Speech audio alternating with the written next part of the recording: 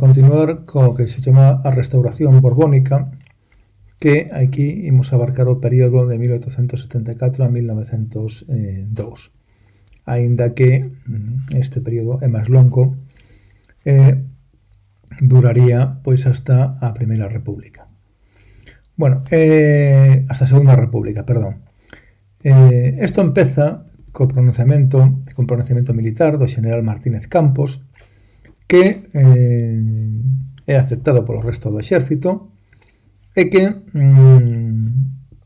proclama a Alfonso XII, o fillo de Isabel II, como novo rei de España. Alfonso XII estaba en Inglaterra, na Academia Militar de Sandhurst, era un rapaz ainda novo, ainda vivía son nai, e Alfonso XII volve a España e empeza este novo período que aquí chama o sistema canovista de Antonio Cánovas del Castillo, que era un político conservador. A partir deste momento desaparecen estos, bueno, sigue vendo republicanos e todo isto, pero digamos que os partidos principais se van a dividir entre conservador, que eran os antigos moderados, e da Unión Liberal, algúns, e o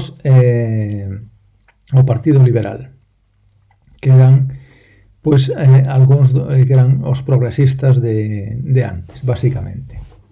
Bueno, pois este señor Antonio Cánovas del Castillo vai a ser o ideólogo, o artífice desta nova etapa da restauración borbónica.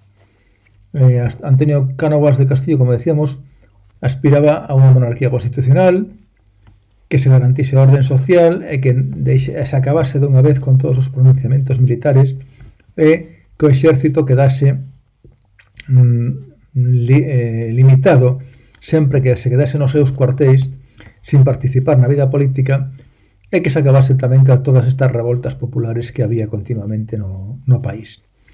Entonces, pois, os primeiros obxectivos de Cánovas, lóxicamente, pois era acabar con todas a problemática que había, que non subsistía, que era a guerra carlista, que se lle puxo fin, derrotouse militarmente o carlismo, e tamén en Cuba, que houbera unha insurrección, na primeira guerra de Cuba, chegouse un acordo cos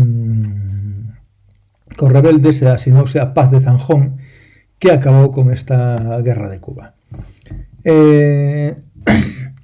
Unha das principais labores deste novo réxime pois era elaborar unha nova Constitución, a Constitución de 1876, no que se propoñía pois, unha monarquía constitucional con soberanía compartida, non soberanía nacional do pobo, sino soberanía compartida entre as Cortes e o Rei.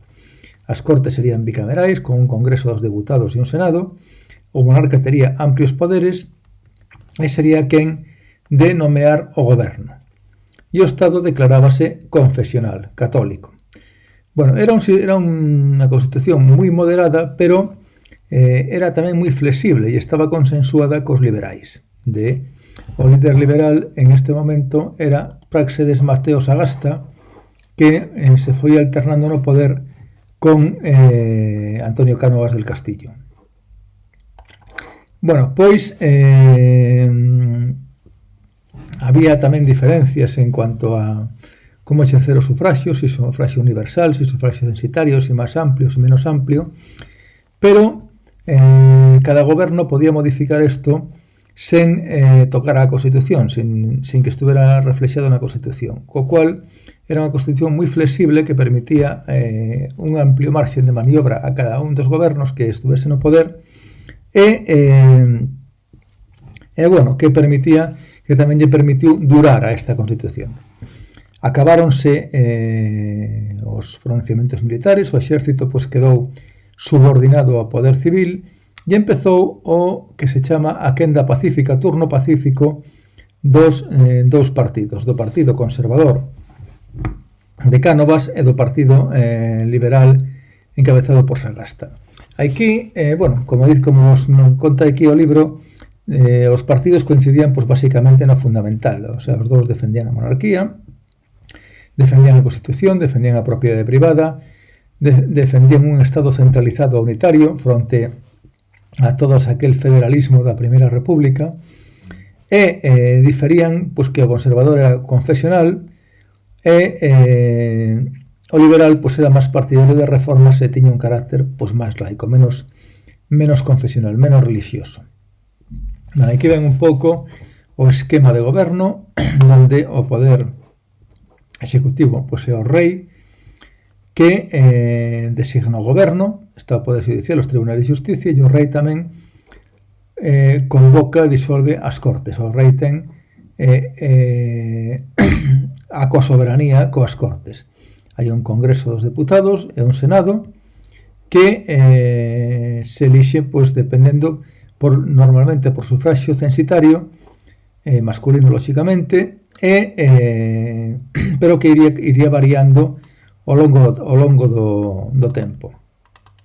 E esta quenda pacífica pois funcionaba dunha maneira máis ou menos da seguinte maneira. Cando un goberno estaba un pouco queimado, pois o rei cambiaba o goberno. Por exemplo, Cánovas nomeaba a Sagasta.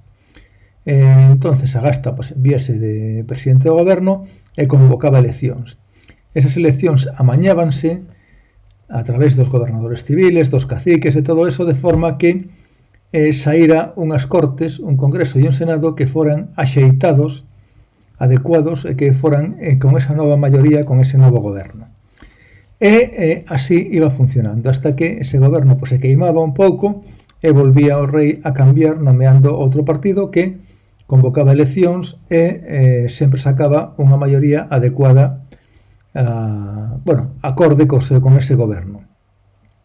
Isto foi especialmente así desde que morreu o rei morreu moi novo, en 1885, deixaba incluso ainda non nacer a seu fillo, estaba embarazada a súa muller, e asinouse o que se chamou o Pacto do Pardo entre Cánovas e Sagasta, e apoiando pois, a rexencia da viúva do rei, de María Cristina, de Habsburgo, e nese mesmo momento pois Cánovas, que era o presidente do goberno, dimitiu, a raíña rexente nomeou a Sagasta e convocáronse unhas novas eleccións e saliu unhas cortes adecuadas a acordes con ese novo goberno.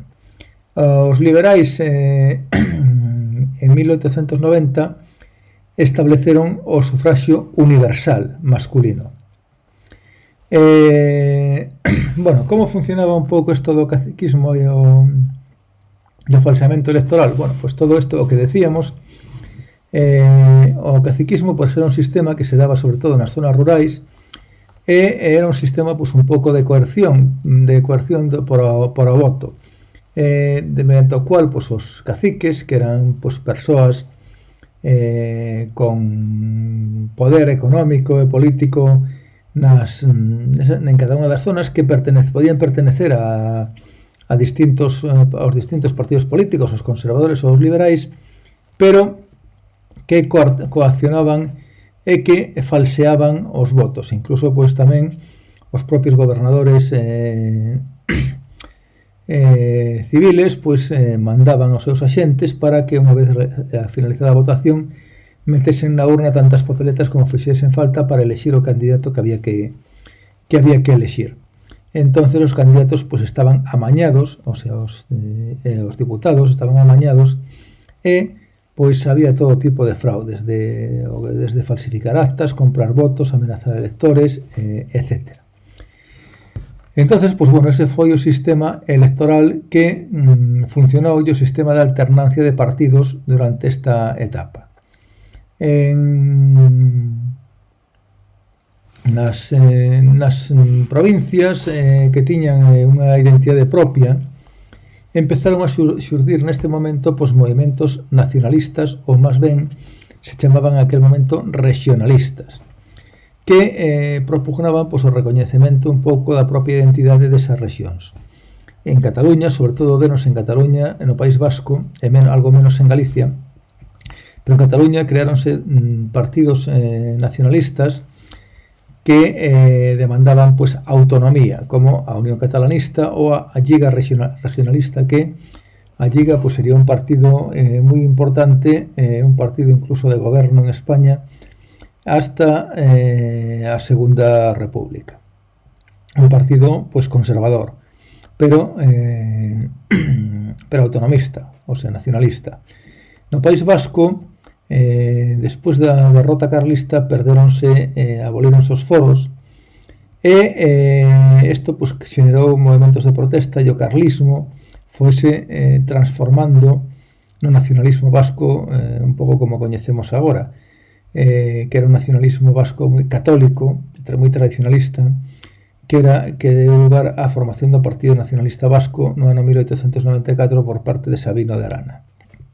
En Galicia, é a época do rexurdimento, do rexurdir da lingua, da cultura galegas, etc. E aínda que os pon aquí no libro como un movimento máis de carácter cultural, literario que político, tamén foi un movimento político, aínda que non chegou a ter nunca a mesma importancia que tiveron pois estes movimentos en Cataluña ou no País Vasco. Bueno, aquí falamos un pouco do caciquismo, ten algunha o que como describe Benito Pérez Galdós, e imos a falar un pouco da crise de 1898.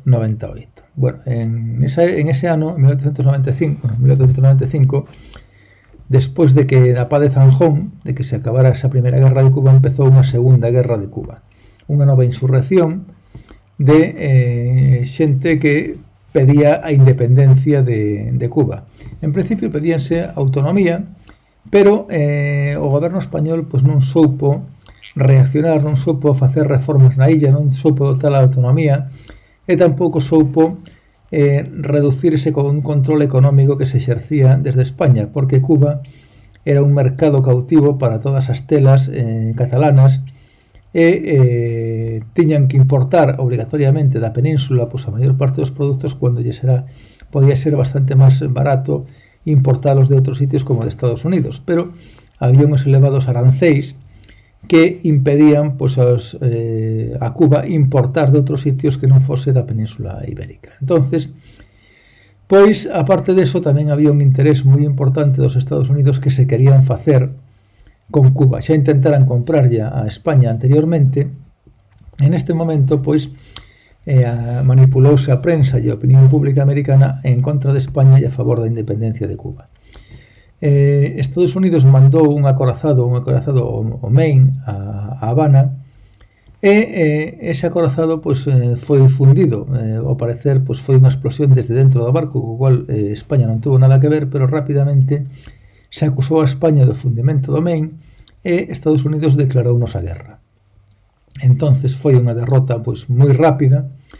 España non tiña pouco que facer frente aos acoirazados americanos, e a flota española foi derrotada en Santiago de Cuba e en Filipinas, e España pois, non lle quedou máis remedio que asinar o Tratado de París en 1898, polo cual Cuba pasaba a ser independente, Filipinas e Porto Rico pasaban aos Estados Unidos de América. Filipinas ainda se independizaríase despois da Segunda Guerra Mundial e Porto Rico ainda sigue sendo un estado libre asociado aos Estados Unidos. Bueno, isto supuxo pois, un trauma psicolóxico moi importante na opinión pública na sociedade española e creou un estado, como dice aquí, de frustración, de pesimismo, que deu lugar á aparición de movementos regeneracionistas que querían pois, cambiar a sociedade española, a democratización, a acabar co caciquismo, coa corrupción, pedían regenerar a vida pública española, é o que se chamou regeneracionismo, e tamén a xeneración literaria que se coñecemos como xeneración do 98.